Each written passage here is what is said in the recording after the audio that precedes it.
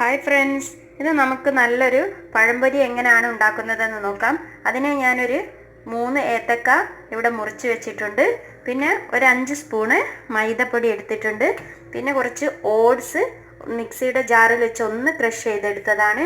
പിന്നെ ഒരു 5 table spoon cornflour പൊടി, 5 ടേബിൾ സ്പൂണ് പഞ്ചസാര, ഒരു നുള്ളുപ്പ്, കുറച്ച് മഞ്ഞൾപ്പൊടി, വെള്ളം, ഓയിൽ.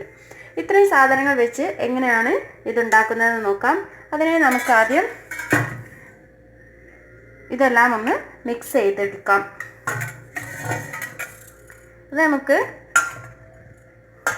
മൈദയും കോൺഫ്ലവർ പൊടിയും പഞ്ചസാരയും ചേർത്ത് കൊടുക്കാം.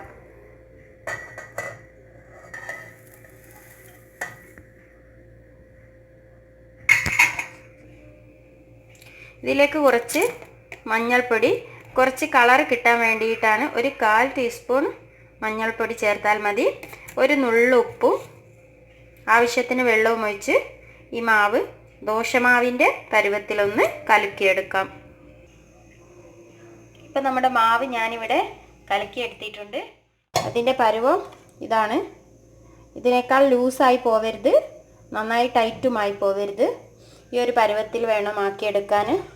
ഇനി നമുക്ക് ഓരോ പഴവും ഇതിൽ ഒന്ന് മുക്കിയെടുക്കാം. എന്നിട്ട് നമ്മൾ പൊടിച്ച് വെച്ച ഓട്സിൽ ഒന്ന് പൊതിഞ്ഞെടുക്കാം.